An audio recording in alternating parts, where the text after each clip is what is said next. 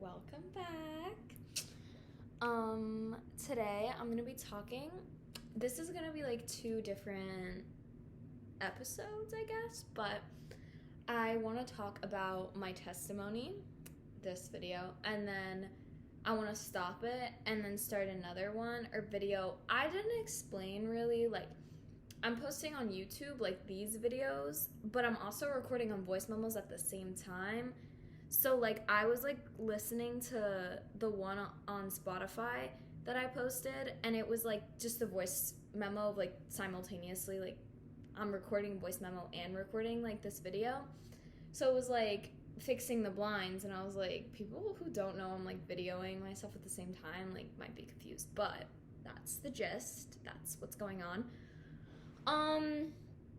Okay, so I'm gonna talk about my testimony and how I came to God, how, like, just my whole journey with that, and then I'm gonna stop it and do a whole episode on rebellion, the psychology behind it, religion, the whole nine about rebellion. And I was doing some research, and I'm really excited to talk about that. But first, I feel like I need to share my testimony. Not even that I need to, that I want to share my testimony, because for me, rebellion was my way to God, you know?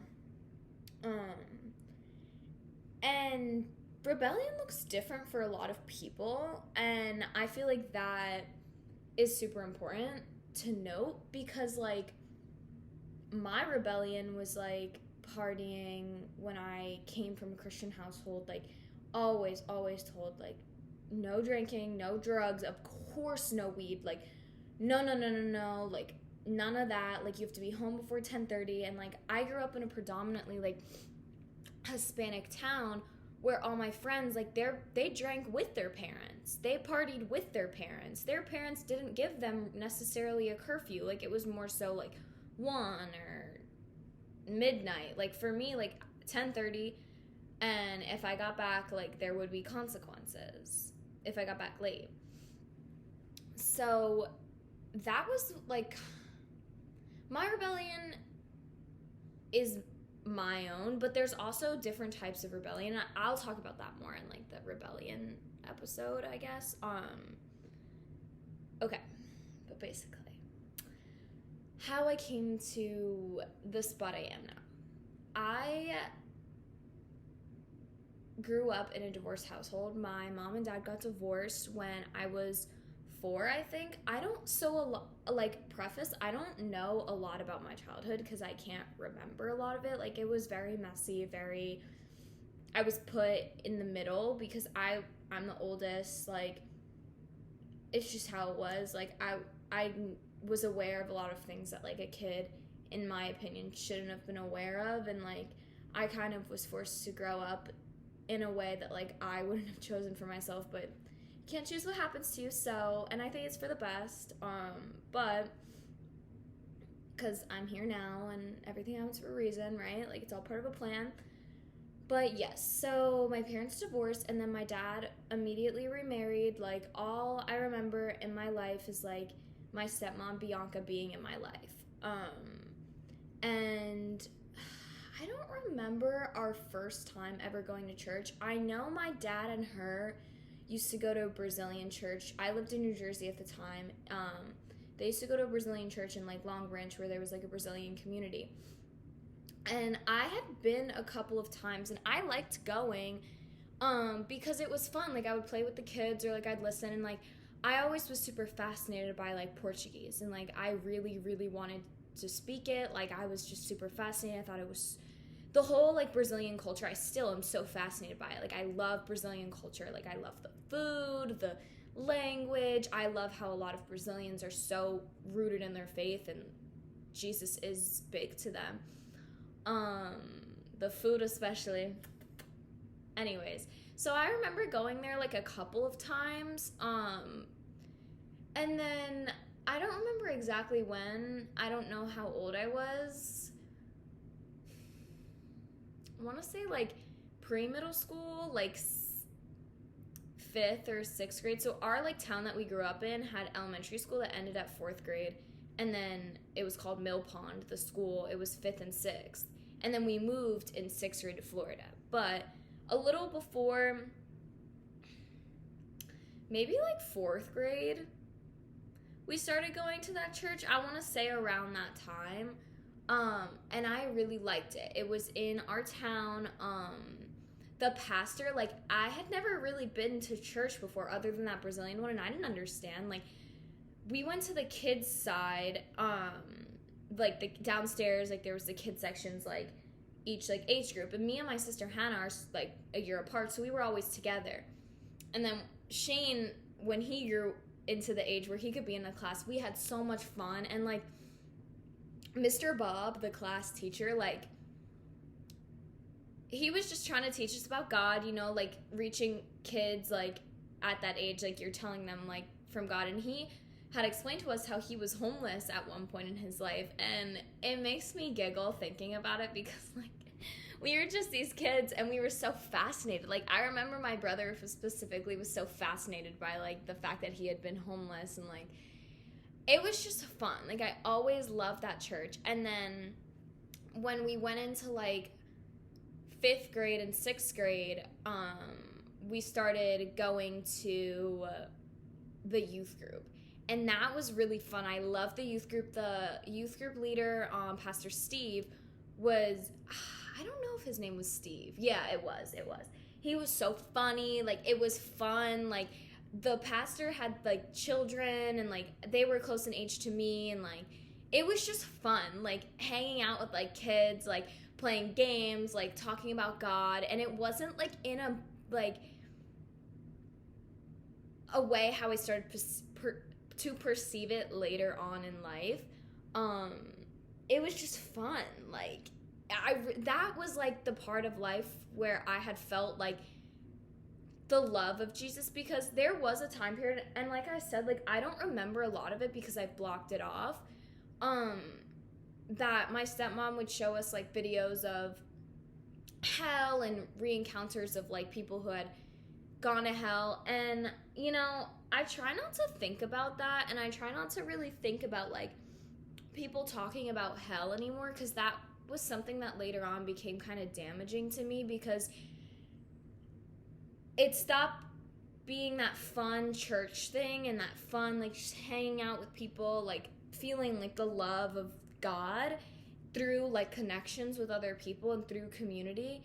And it started turning into, if you don't believe in Jesus, you're going to go to hell. The devil is attacking you. The devil is out there. It started being more to me about, like, I was feeling more the fear of the devil than the love of God. So I try not to think about that. You know, there's a lot of false prophets. There's a lot of false teachers. There's a lot of whatever. If I'm not denying that, maybe someone did have an experience where God showed them hell and he tell people about it, but for me personally, that did not help me at all. That actually sent me into a downward spiral. Like, I don't like to think about that. But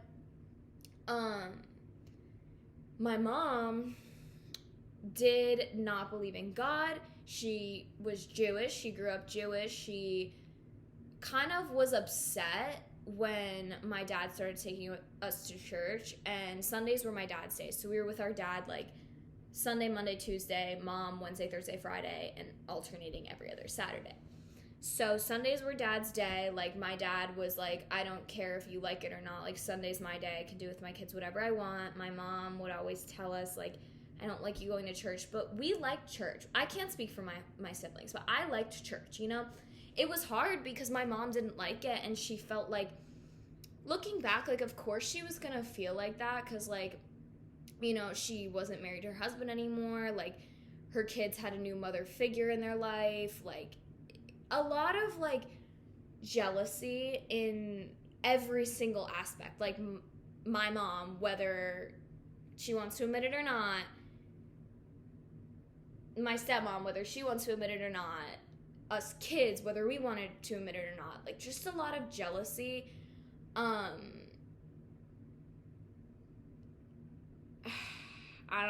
That's all I'll say on that. Like, I'm going way too deep into it. But basically it was hard because I would go from one extreme where then I saw my dad get baptized. And from my mom, I had always heard these things about my dad, that he was a bad person, you know? And then seeing him get baptized, and just, I loved really hearing about God, and I loved being in that church. Like, that church specifically, like, I really liked it. I forget the name of it. Like, I don't know. I don't remember the name of it. It was in Lacey, New Jersey. It's a Baptist church. Forked River Baptist Church. That's the name. Shout out Forked River Baptist Church. I loved that church. Pastor Mike was a great pastor. Because then when I started getting a little older, I wanted to go to the main services. And it was nice for me because the pastor was a cool guy. He was a young guy, like similar in age to my dad. He looked young. He dressed like a surfer. Like, he was a cool guy. And like, just talked about the Bible, just talked about God. And it was in a nice way. Because then I would go home and just, I guess, like, it also is like everyone has their different like denominations. Like, my dad grew up Catholic, so, and my stepmom does not agree with the Catholic religion and has always been very vocal that saints is wrong, they worship Mary, like, and my dad would always tell us it's not necessarily true, like, everyone has their own belief. My dad always, like, was like, at the end of the day, if you believe Jesus died on the cross and that he's God's son and that God loves you, that's all that matters. That's what I took from it. But it was hard, like, hearing all of these different things at such a young age. And since I was the oldest, I was, like, the most cognizant. I don't even know if that's a word, to be honest. Hey, Siri, is cognizant a word? Okay, I found this on the web for his. Okay, yeah, it is. And it means what I thought it was. I was always aware. I was the most aware because I was the oldest. And, yeah, so I just feel like my stepmom would, like, talk to me, and my sister Hannah, like I said, I don't really remember. I was also young. There was a lot of other stuff, like, a lot of, like, almost my childhood felt like a game between the adults, and we were just pawns. I had a conversation recently with my little sister about that, and she said that it's like a game of chess and we're just the pawns. And I was like, wow, like, that feels real. Like, that's true. So I don't remember a lot of it. Whatever. We move to Florida. That whole time period was very hard for me because my dad had made the decision one day. I don't really truly remember everything. He wanted to move to Florida. And when my dad gets something in his mind, when he says he's going to do something, like, he just does it. So, like, within a week, him, my stepmom, and my half-sister, but she's my sister. Like, I don't do the half stuff. Like, we're blood. We're sisters. My sister, Sammy, moved to Florida, and my mom was super upset. She was super vocal with me, like, of how she was upset. And that was hard because, like, I wanted to be where my family was.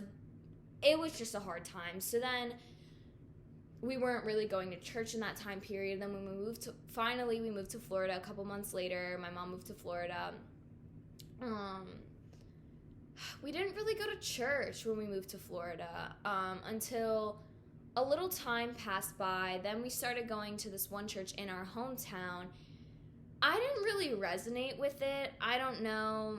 It's just the town that we lived in too in Florida. It was just something very different. Like, it wasn't home like where I grew up in Lacey. It wasn't like people were friendly necessarily. Like, I kind of felt like an outcast because, like, again, like, also a really hard part for me, like, just in general growing up, not really like a testimony, but just something that kind of like played a factor into like everything, was I felt kind of like an outcast when we moved to Florida because, like, a lot of the people I was meeting were Hispanic and, like, had, like, that identity, and I didn't have that, and I felt, like, weird for not being, like, Hispanic. Like, oh, you were white? Like, you're white? That's kind of how I felt. Like, I was embarrassed to be white. So, yeah. Then I started telling people I was Brazilian for a little because I was like, well, my son was Brazilian. Like, then I, like, kind of learned Portuguese and, like, that was the whole thing. But back to the story. We went to that church. I don't know.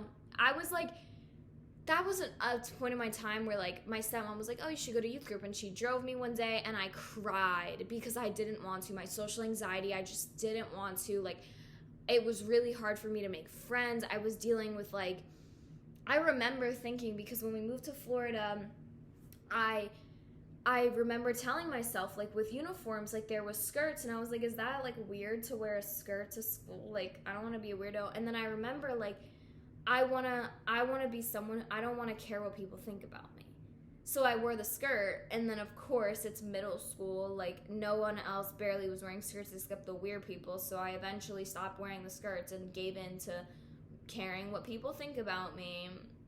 And it was just hard for me because I had, like, my best friends in New Jersey. Like, I had, like, my groups. Like, I played soccer. I was, like, a part of a community. Like, we knew people in the town. Like, we did soccer. We had, like, friends. My dad played in, like, the men's league. Like, it was just, like, we were a part of the community. And then when we moved, we weren't really a part of the community in any way. Like, we had the church in New Jersey. Like, now, like, the church, it was, like, weird. And then I went to the youth group, and I just, maybe it was me, like, I don't think, like, me personally, it's really hard for me to accept change. I don't know, I didn't like the church. And then I don't really remember, like, ever, like, thinking about God in those times. Like, it was just a lot of, like, from when we moved to Florida to 8th grade, it was just a lot of, like, I don't remember really thinking about God ever, like, making an emphasis. Like, we went to church on Sundays, and that was just something that we did. And then after, we would get Graziano's, like, my favorite restaurant. So, like, that's what Sunday meant to me. It wasn't like going to church and learning about God. It was like, okay, let's get through this service. Let's laugh at the people singing, because, like, it's funny sometimes, like, the way they get into it, or their voices, like, and let's go eat. And then in 8th grade, and then, like, I guess, like, we stopped going to church. Like, I don't know, just, like, we just really didn't go that much anymore. And then in 8th grade, I had a friend whose mom was the coordinator for, like, this Best Buddies type, like, soccer program. And I was like, oh, I play soccer. Like, I'd love to go and do it. Like, I liked the idea of volunteering. I liked that. Like, that was something that always made me feel, like, nice, and I felt like I like being a part of something like this. You know, it's fun for me. So I was doing that with her. Like, it was so fun, but it was on Sundays during, like, normal church service. So then my dad, like, he just, like, knew I was getting older, and, like, I was about to be in high school. Like, he had a talk with me. He was like, you have to go to church. And me and my dad had a very rocky relationship. Very rocky relationship. And my dad's not really, like, he's not an emotional person. He doesn't talk about those things. Like, he's just, like a wall, almost. I don't know. It's hard to describe him, and it's hard to, like, say the type of person he is, but, like, we did not have a good relationship growing up. I was really upset with him. Like, I was put in the middle. I was hearing a bunch of different opinions, like, and I kind of, like, I placed all my anger towards my dad, and he's a strict guy, you know. He's, like, a no BS, like, no, like, whatever kind of guy. So, I don't know. I just, like, always, like, wanted, like, a warm, like, I responded better to, like, warmth, and he wasn't able to give that. Whatever, we didn't have a good relationship, but he told me, you need to go to church. So he said, find a church in the night that has night services on Sunday, and I'll go with you. So it was so awkward. I remember, like, the awkwardness around this time period. I remember the first night we went there, it was Christ Community Church in Tamarack. It was, like, 25 minutes from our house. It was just me and him. We went, and I remember, like, I didn't want to go to church. And I remember sitting there thinking, like, in the beginning, like, I don't want to be here, like, whatever, like, this is whatever, like, I'll just stay here. But then, like, I don't know, like, I was not, like, something in me was resisting it. But at the same time, something in me was, like, pulling me to it. It was weird. It was, like, this, like, in my head, I was like, I don't want to be here. Like, this is a waste of time. Like, it's boring. It's so annoying. But then, I would start, like, listening and, like, tuning in. And I was like, wait, you know? it was a nice church, like beautiful singers. Like for me, worship and song is like so much more beneficial. Like I feel it, like hearing the words and like hearing the message like is great. Sometimes it resonates with me, but sometimes I get lost. But worship music for me is just something that catches me. So then my dad really liked that church, and eventually that became our family church. It was just easier for our dad to take us on Sunday nights. It was something that like I started to like. I keep saying we. I don't know how my siblings feel, but it was something for me that like I started to like also, because it was like something that just us and our dad did, and that wasn't the case for a really long time. So it was nice. And then like we started going to the kids service, and it was like Forked River Baptist Church. Like the pastor was hilarious. We would play games, we'd eat food, like it was fun, and we'd talk about God, and it was like tailored to teens, like it was like cool. Like I liked it. Like he was like a relatable guy, like like it was nice. And I think that's the environment that me personally I respond to. I want to search up, it doesn't really matter the denomination, I don't know, I think it was a Baptist church, but that's the environment that I responded to. And then we kind of, it was always hard because like my dad would be flying to New Jersey because he had his business there, and it wasn't a consistent, like we were members of the church, but they knew us, and like we would go. And then when I went into high school, I didn't want to go without my sister to the high school service, so I started going to the main service. And then I think we stopped going for a period of time, or I just don't remember it. But then from what I do remember is from the time when I started falling away. And okay, so sophomore year, I met a friend group from the gym. I saw this one kid that I had in my biology class, and saw him at the gym, and I like one of the other girls like pushed me to go talk to him, and then we started talking, and then like just like somehow I met his friends, then we all started working out together. And then this one kid, Jack, like shout out Jack, I shouldn't say his name probably, right, but shout out Jack, because he was like an actual like good friend that like I wish that I had realized. I wish in that time I could go back and like hear like evaluate your friends before you get too close and before you start to admire them or spend a lot of time with them. Like think about it carefully who you're choosing to be friends with. Don't just be friends with people. But we started going to the gym together. Like they would pick me up, because I was riding my bike to the gym 2 miles there and 2 miles back, and sometimes I would get tired, So whatever. Then we all started hanging out that whole summer before junior year. It was so fun. It was like I had never had a group of friends before like that. Like I had never had a group of friends, period. And it was so fun because like they were funny, they had my humor. Like we would just like hang out at Jack's house. We would like do bonfires. We would like have fun. Like no drinking involved, just like literally like having fun. We would go to the beach. Like we would go to the gym and eat Chipotle, and like it was just fun. And then junior year hits, and our group starts like kind of expanding, but not really. Like everyone else started making like more friends, and like we're getting close, because like I don't know, I didn't look at my school as having popular kids. Like I didn't really look at it like that. It was just some kids, like it was a huge school. Like I wouldn't say that there was like a popular group. There was a group that like people knew and they had their like name, but I don't know, I didn't see it that way necessarily, because it was just such a big school. But they started like branching out, and then this one girl who was like dating one of the guys in my friend group was throwing a party for Halloween. And the friend group was me, this girl, and a bunch of like boys.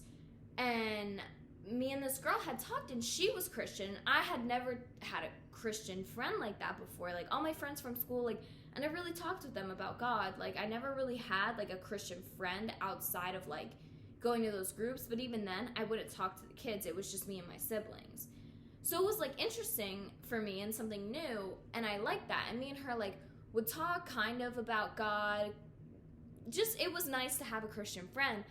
And I remember leading up to, because I think what happened was that, like, half of the group started, like, partying earlier on in the year before Halloween. And I remember, like, them kind of, like, talking about, like, us having, like, a Getty. That's what they called it, like, when you would, like, hang out with your close friends and drink and, like, whatever. I don't know. But I remember thinking, like, I'm just not gonna drink. Like, I don't want to do that.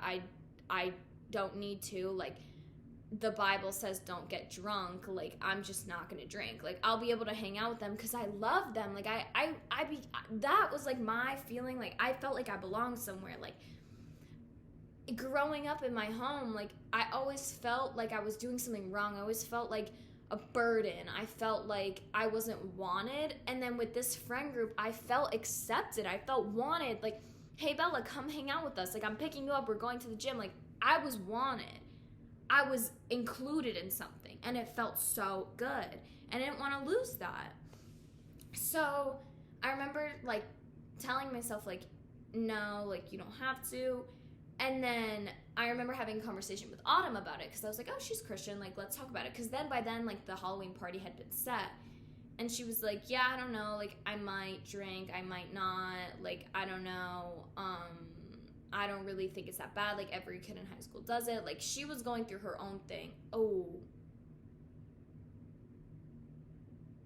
I said her name, didn't I? Okay, I have to think more. Okay, reset. So, yeah. And then that night came, and I ended up drinking. As soon as that happened, all of those thoughts about God and, like, trying to be better left for a long time. Then I remember, like, I would go to church, and I would be in the high school group, and my sister would go with me, and they would be talking and preaching, and my sister would, like, look at me, and we'd kind of, like, whatever, because she knew what I was doing. She knew we shared a room. Like, she knew I was being rebellious. Like, and I saw it more as, like, I started seeing God as, like, having a bunch of rules, and, like, that's not fun. And, like, I didn't take it serious.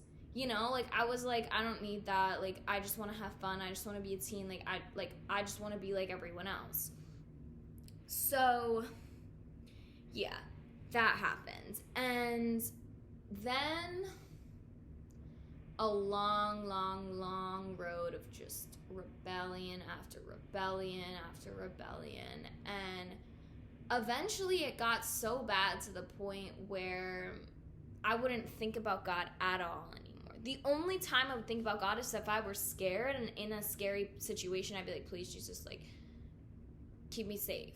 Like, I would always say that if I got, like, anxiety, like, if I was, like, walking alone on the street, for example. I don't think I was doing that at that age period. Like, I don't think I was, but there was this one time where I told my parents I was going to a friend's house for a club meeting, like, the club that I was an officer in, and I was really going to a party, and then I just was so drunk that I lost my phone, and I think they called her parents, and, like, somehow I got able to sleep over, and then I went back to them and told them that a bunch of these people, I just was lying. Like, I was lying, sneaking around, because they were strict, and not thinking about God at all.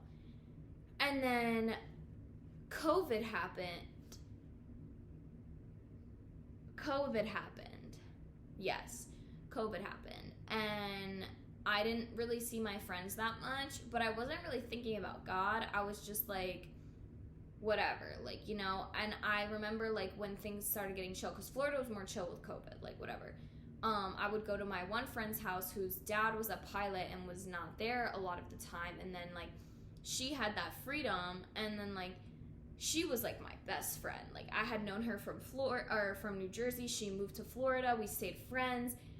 And it was so hard because she had always been there for me. We'd always been friends. She knew everything about my family troubles. Like, she was always a constant in my life. Like, always there, funny. Like, we were just best friends. And she started partying and drinking at a young age. Like, she started doing all that stuff at a young age. And I remember then I started partying, and then I started going to her house, and because her dad wasn't there, we were just free reign doing whatever. Started hanging out with older guys, like all of this stuff. And then my parents were going to like a 3-hour like trip away and staying overnight to go like do the Ginny Springs kind of thing, like this like tubing and like the water thing. And I was like, I really don't want to go. I didn't get along with my stepmom. I wasn't getting along with my dad. Like, I just like there was a lot of drama, and I wasn't feeling loved. And in my friends and in partying, I thought I was accepted, and I felt like I had found a place where at the end of the day, I was just searching for love. And I think in every person, we're literally born, we're created by God. I believe that 100%, that God creates us, and because we're created from Him, we're wired to long for His love. That's what I believe. I honestly, like, pause, because disclaimer, I don't claim to be a preacher. I don't claim to know everything. No one knows everything.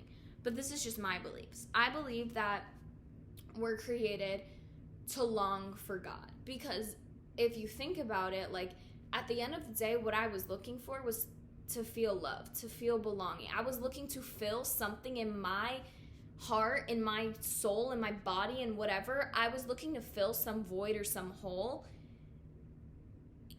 in everything but God. I wasn't looking for God because I saw it as a bunch of rules. And then I found a group of people who had accepted me and wanted me to be around. And I wanted to do what they were doing to keep them wanting to be with me, you know? So then I think my parents can assume this now, but I never told them. I had people over that night, and then I just was smoking weed, and I got so high that I like forgot to like check and clean, and I was being stupid and careless. And they came back, and like there was just a bunch of little things that my dad was like, you had people over, like you had a party. And I was like, no, I didn't. Like, no, I didn't. And first I lied and said that I took laxatives and threw up, because there was throw up in the downstairs bathroom, not cleaned up. I was like, ugh. And then my dad was like, I don't believe you. So then the next day I told him that I smoked weed, and I just got so like high that I threw up, and then like that's why a bunch of other things were like out of place. And then he was so upset. He was like, because they don't tolerate that. Like, they don't tolerate it at all. He was so upset. He gave me this whole long talk. I was grounded all summer long. All summer long. I was so mad. I was so mad at him. But I got over it. And I just had a summer. Like, whatever. Like, at the end of the day, my siblings were there for me, and whatever. Like, I love them. Like, that was fine. Like, I was mad, but it wasn't the end of the world. If I was an only child, oh, that would have been so bad. But then this instance happened with my stepmom.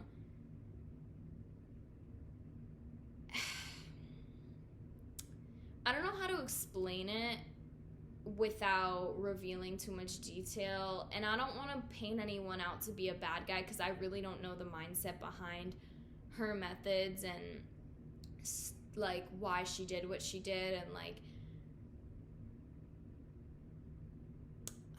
I don't know. So anyways, this thing went down, situation went down that basically led to this huge like blowout, and it led to my dad being like, okay, so now school's starting, you guys are fully online because it's COVID, and you're gonna wake up at 5 a.m., have 10 minutes of phone time, brush your teeth, blah blah blah, and then you get your phone back at like 9 o'clock at night, and like It was just this super, like,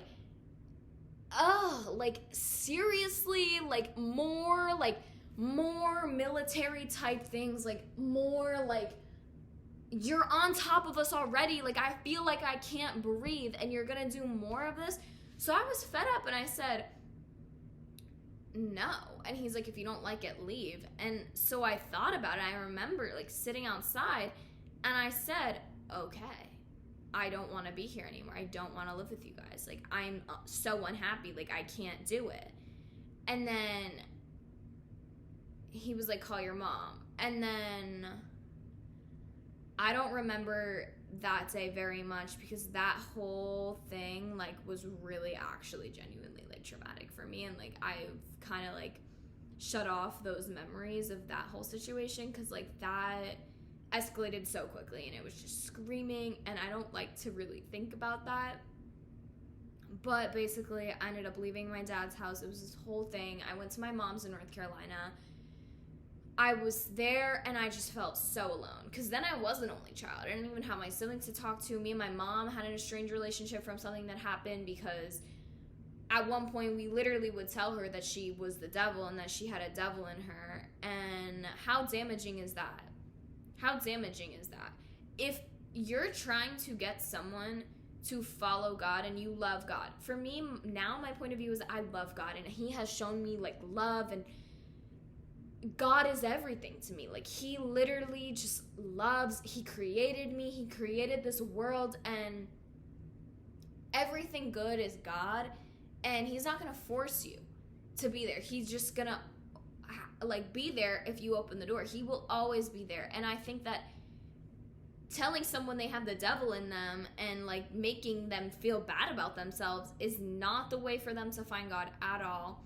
But basically at one point, and then we stopped living with her, so then I went back to living with her, and it was awkward. Like, I had a weird relationship with her. I didn't want to be there, so I begged my grandma to let me come live with her in Florida next to my best friend. She was, like, the town over from my best friend, whose dad was a pilot and was barely there. That, not having my dad with a curfew, my mom was like, free reign, whatever, you could do whatever, like, I don't care, as long as you're safe, you have your location, like, make smart choices, whatever.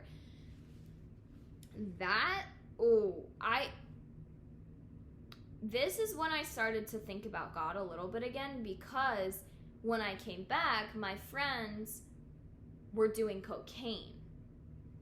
And it was, like, a funny thing. Like, there were so many funny stories that happened when cocaine was done, and it was like, oh my gosh, Bella, you'd love it, like, you have to try it, like, and I remember, like, thinking, like, oh God, like, this isn't even excusable. Like, this isn't alcohol anymore we're talking about. This isn't even weed we're talking about anymore. Like, this is cocaine. Like, this is, like, to me, like, weed wasn't a drug. And I still, like, I go back and forth with, like, the weed thing. Like, weed is, like, a whole other thing I have to, like, maybe I'll do an episode on, but I don't know if I want to talk about that on here, but whatever.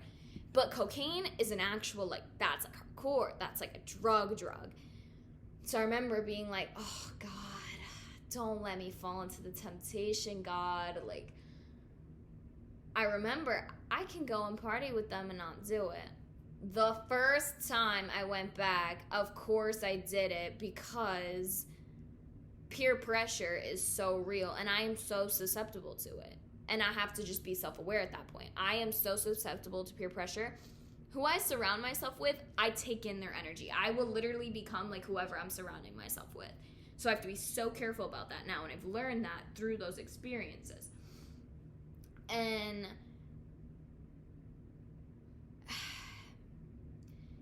it went that way for a little bit, and then that, I think, was a wake-up call for me, because I'd done it a couple of times, and I was just seeing, like, everyone around me, and I'd have moments where I'd be, like, in the mix, and, like, at that point, I didn't even really like getting drunk, because then, like, I don't know, like, the cocaine made me feel sober, but, like, in a weird state, I don't know, and it was just, like, I would, like, be hyper aware for a second. I'd be like, this is kind of scary, like, this isn't safe. Like, everyone's like not in their right mindset. Like this isn't like fun. Like I'm kind of nervous. Like I don't know.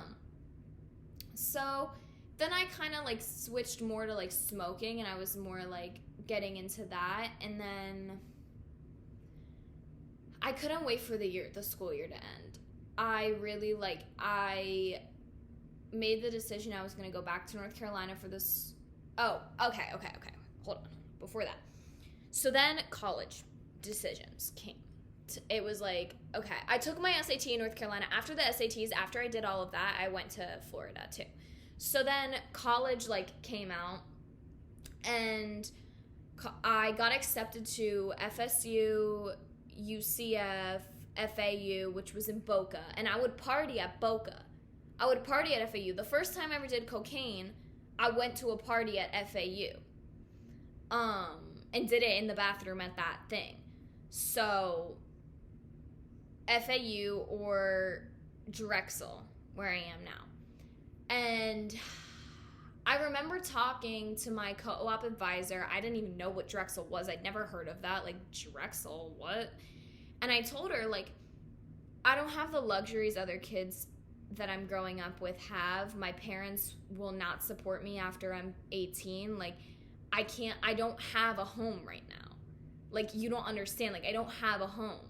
Like, I don't really, like, I don't know. Like, it's weird with my mom. I can't go back to my dad's. Like, I don't have a home. I need to leave. I need to go to college. I need to be as professional as possible, as quickly as possible. She said, you know what? Like, I think you might really like Drexel. And I was like, okay. So I applied. Drexel accepted me. I don't even remember what I applied for, but Drexel chose a major for me based on my essay, behavior health counseling. And I was like searching it up, and I was like, wait, like, this is looking kind of perfect. So at that time, I was also dealing with a lot of anxiety. I think it was hitting me. Like, at that point, I was only 40 minutes from my family that I had left, that I had been told you're never allowed back in this house. I'd been 40 minutes away from them. And that was hard for me. And I was running away from that, running to the parties, like drowning it out, like trying to find a family in all of that. And I was just going through a lot. So I started seeing a therapist, and me and him would talk, and I was scared. I was like, I don't have money to go to Drexel. Drexel's expensive. Like, I don't know, like, no one in my family is ever gonna college. Like, that's a big move, like, out of state. Like, I had to, like, also talk with my best friend about going to FAU together. She was like, oh my God, we're gonna have so much fun. Like, we're gonna get an apartment together. Like, all of this stuff. We had plans. And then, like, a week before decision, I said, you know what? I am gonna go to Drexel. I don't know anyone there. I thought, in my head, I thought Drexel wasn't a party school. So I was like, all these schools in Florida are party schools. I'm going there. I'm going to go make something out of myself. I am going to cut all of these distractions off. I'm going to cut all of these influences off. I am going to become who I want to be. And I don't know if I necessarily was thinking about God in those times either. Then that's when I made the decision to go to North Carolina for the summer and work and just focus on working, getting ready for school, just cutting all of the influences, all of the partying. I was so tired and done with it. Like, it left me so, like, feeling it wasn't filling that hole that I had. It wasn't making me feel good. The thing that made me feel good was being around people, but then I started seeing, like, a lot of these people, if we weren't drinking, won't be here. And are they good people? I don't know. It started like hitting me. So left, went to North Carolina for the summer, worked as a special needs counselor. That summer, did I waitress? I don't think I waitressed that summer.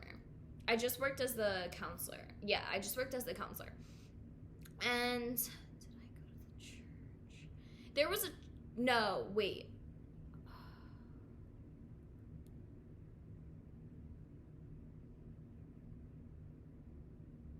I worked at Chipotle and the summer camp. I don't really remember that summer that much if I went to church or not, but I remember, okay, I did, okay.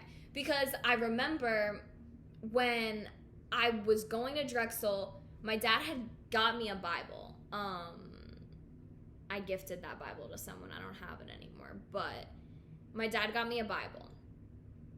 Gave it to me like for school, and I remember saying, I'm going to go to school, I'm going to meet a bunch of Christians, I'm going to stay firm in my faith, this is going to be it. Like, this is the change for me. Like, God's going to move in me. Like, I'm going to be a woman of God. Like, let's go. I was ready for it. I even went to a like meeting of like Christians and like this Christian club, like one of the Welcome Week activities at Drexel, and like I met this kid who was there. He was really nice. We like went to the dining hall, we got food, we talked, like whatever. And then what happened? My roommates wanted to go out. I wanted to be with my roommates. Of course I wanted to make friends. Like, I didn't want to just be like, no, sorry. Like, I don't know. I was just around them. I was a people pleaser. I was like, okay, yeah. Like, they were funny too. Like, we got along. And I think that was like my issue a lot of times. Like, I feel like it's really like, I don't know. Because I feel like the people that I have met going to like Bible studies and going to like the little Christian clubs, like maybe they just don't talk about it and they don't want to, or they feel like awkward because it's like we're talking about God here and we're like believers, but like we all have a past. And like me, like I used to be a party girl. Like I have like a sense of humor. Like I don't know, like I just didn't resonate. Like I didn't feel like we got along or we clicked. Excuse me. And my roommates, we did, and then friends, and whole year of partying again. It happened. No cocaine this time. That was like something I was like, no, okay, high school. But it was like the partying, the emptiness, the blah, blah, blah, whatever, just like just stress and bad times. And then I was so ready for school to end. Like I needed that summer break. Like I threw myself into work, 2 jobs, literally all day long. Like I was only at home like morning and night. And like I was only at home like before I went to work. Like I would work at 8 o'clock in the morning until 4, and then go to serve from 4 to like 10 or 11. And I loved it. I wasn't, my coworkers were all older. At the camp, they were parents, like old enough to be parents, if not. And at my serving job, they were all older, like 26 and older. I was the only one who was 18. Yeah. Then this is where, let's earn it up. This is where things will never be the same. This is where I found God. This is the beginning of the change and the love of God. This is where it is. This is where it comes into play. And I thank God every day for this person that was put into my life. And a lot of people who like know my business, because again, it was a long time after this. A lot of things happened, a lot of things that forced me to really come into the mindset that I am, to look and evaluate, that I have learned from this person. Like a lot of people who like know kind of about like our situation and this relationship will be like, oh, what? But they don't know everything. At the end of the day, you can think about what you hear from someone about their relationships with other people, but you don't know what goes on between them. So I met this boy. I'd never had a boyfriend before. I'd always grown up watching romantic movies. Of course, every girl wants a boyfriend. Like, duh. I'd never had a boyfriend before, and it's something that really made me upset, especially because in college I had met a couple of guys that I actually really liked, and sex was basically all they wanted, and that was something that I didn't even enjoy, so it was hard. Like, you know, then I met this boy, and we started talking over summer break on FaceTime.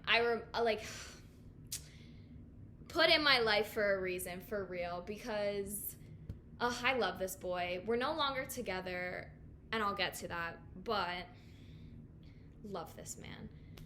So we met and we started FaceTiming over summer because it was my first serving shift and I had been Snapchatting him, and he was like, you can call me and tell me about it. And I was like, can I? Because my friends kind of stopped like texting the group chat. Like we said we were going to stay close, but like no one really did. Everyone was doing their own thing, and like I didn't have any friends in North Carolina. Like wasn't really hanging out with anyone. So I was like, okay. So then I called him, and then after that, like, I don't know, I just, like, really liked talking to him, and we kept talking, and we would FaceTime every night. After we got home from work, we would talk, and it just felt so nice to, like, be myself and have someone accept me. Because I feel like I'd always been trying to, like, be the someone who I wanted the other people in my life to be, like, you know how, like, there's this meme that's like, oh, like, when you use personality 1 in front of the friend group that's for personality 5 or something like that. Like, it was like I could just be me, and this kid loved talking to me. Like, and then I had, like, I don't know. This isn't about the love story, whatever. But basically, I had also been going to church, and the first day I decided to go to this church. My mom lived her apartment complex was right next to a church. So I decided to go to this church, and the first day I step in, guess who's the guest speaker? Tim Tebow. Everyone's taking their phones out, taking pictures. I'm like, I'll take a picture. I posted on my Instagram story and tag him. I don't even know who he is at this point. My brother's like, he's a famous football player. I'm like, Tim Tebow! Woo! Yeah! And he was talking about how he helps people with, like, sex trafficking, and that's, like, what he was talking about. And I was like, wow, like, this is, like, inspiring. Like, you know, like, I liked going to church. But I still wasn't fully there. I went that, and I would kind of go, but then, like, I'd get so tired from work, like, oh, I don't want to go to church, like, whatever, blah, blah, blah. I was also, like, smoking weed that summer, too, and in that time period, I would smoke, and I'd kind of, like, I forced myself to think about God, but I'd also somehow feel like, oh, like, because, you know, like, a lot of people say, like, smoking weed, like, you're gonna go to hell, like, and that, like, weighed heavy on me, you know, like, that's what my dad had said when he found out I was smoking weed. So whatever, me and this boy break up. So, okay, I go to visit this boy. We have, like, a great time for my birthday. He takes me to New York City. Like, I meet his family. Like, I had a boyfriend. Like, he was like, oh, so, like, are you my girlfriend? I was like, duh. I thought we already were, you know?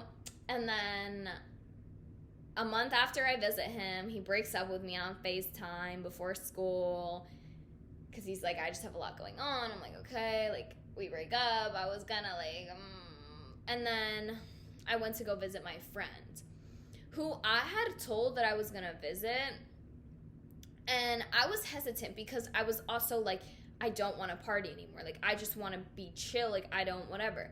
Then we broke up, and she was like, hey, like, my friends are, like, doing this whole, like, tailgate thing, like, do you want to go? And I was like, yeah, like, sure, like, and then, like, I partied, and then I made bad decisions, and blah, blah, blah, things happen. Fast forward, get to school, I didn't tell this boy the full truth about what happened, and we get back together, and then the truth always comes out. Let me just tell you this, the truth always comes out. And then from there, it was a lot of, I love this person, and I've grown to love this person loves me, and now we both have trust issues. Now we both don't trust that that's the case. So I was put in a lot of dark, dark times where I'd be so sad in my room, just like, God, what's going on? Talking to him, like, God, like, please, like, if you're there, like, help me, like.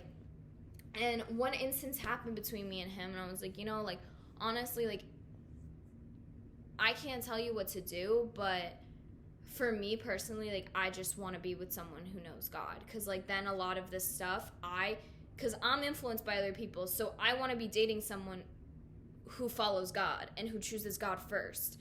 And because I'm influenced by someone, I know that. So if I'm dating someone, they're going to influence me, and I want them to know God. And on top of that, God would fix all the problems you have, because I love this person so much, because I resonate with them, and I feel a lot of the things they feel, and I know that I just feel like every person, no matter whether they admit it or not, has this feeling that will never be fulfilled until they know the love of God.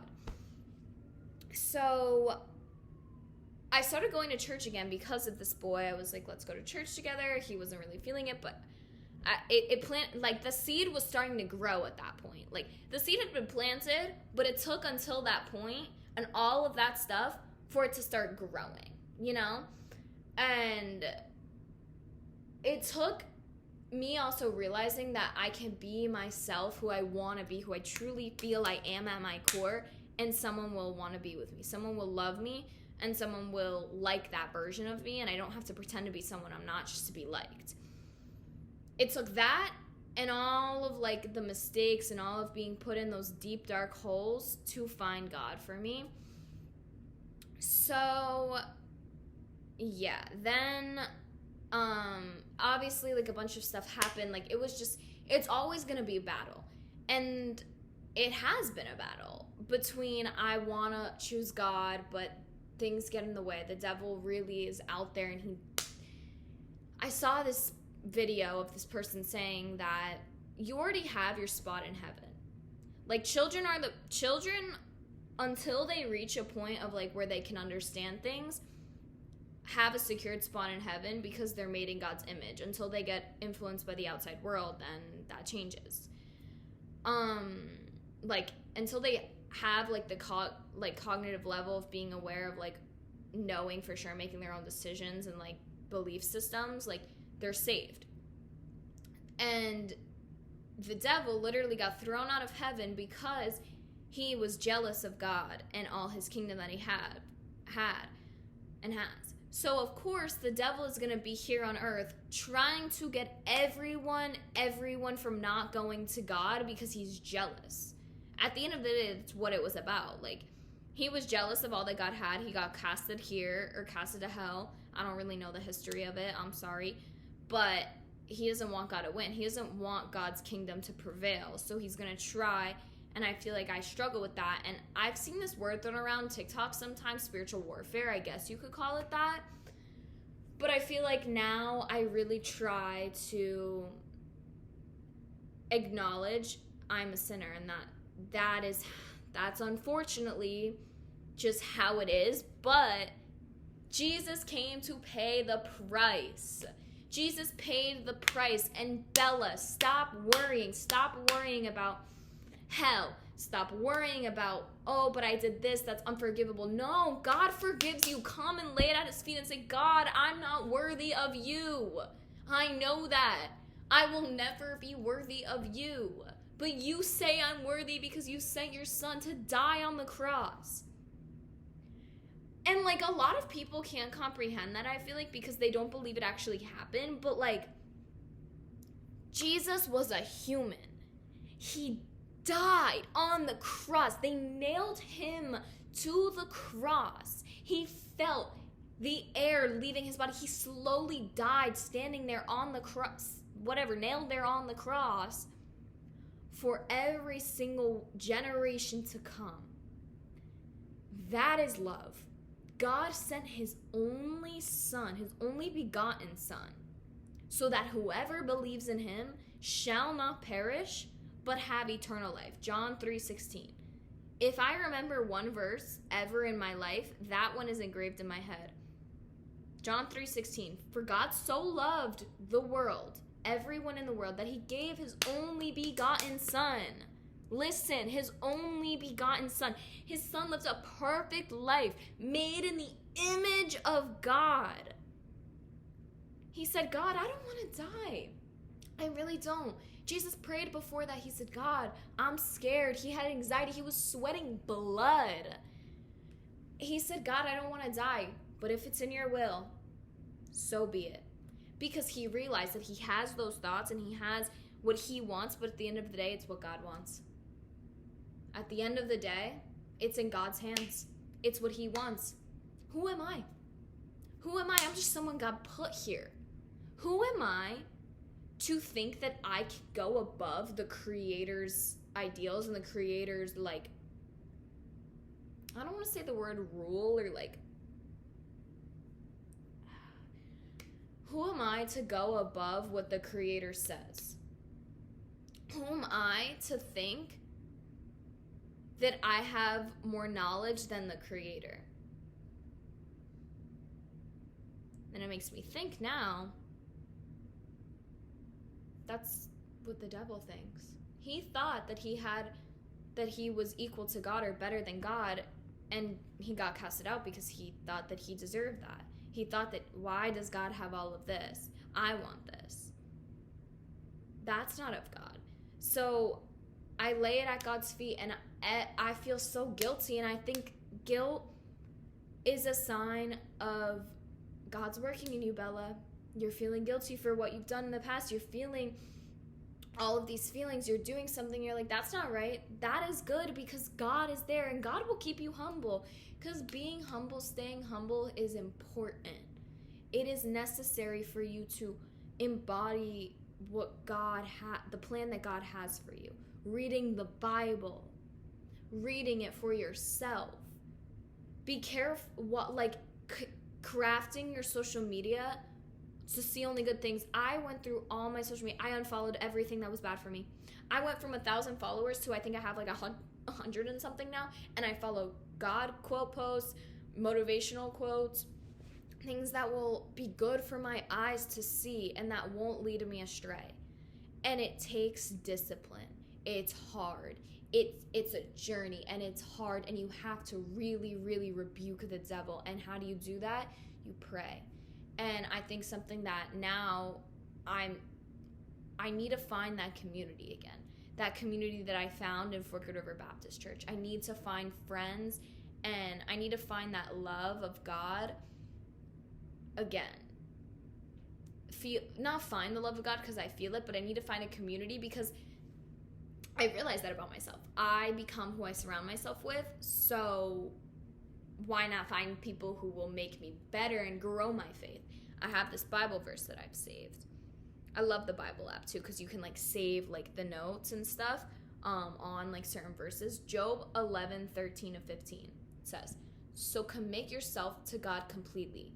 Reach out your hands to him for help. Get rid of all the sin you have. Don't let anything that is evil stay in your tent. Then, free of those things, you can face others. You can stand firm without being afraid."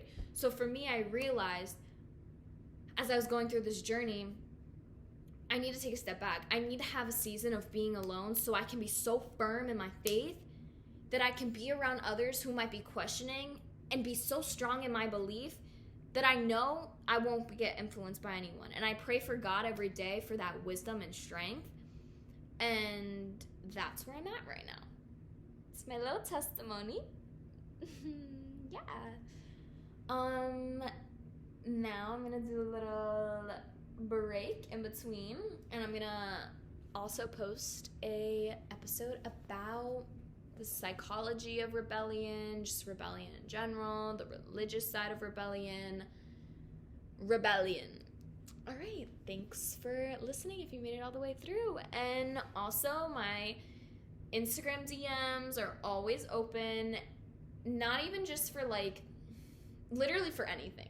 If you want to become friends, if you want to debate with me, if you don't agree with me, like if you want to tell me something that you feel has helped you, if you want to say, hey, I think you're wrong, this is why, if you want to have a like constructive conversation. I don't want hate, of course, but if you want to like have a civil, like, listen, like I respect your views and I hope you respect my views and we have that mutual respect for each other, hit me up. Ew, okay. Bye.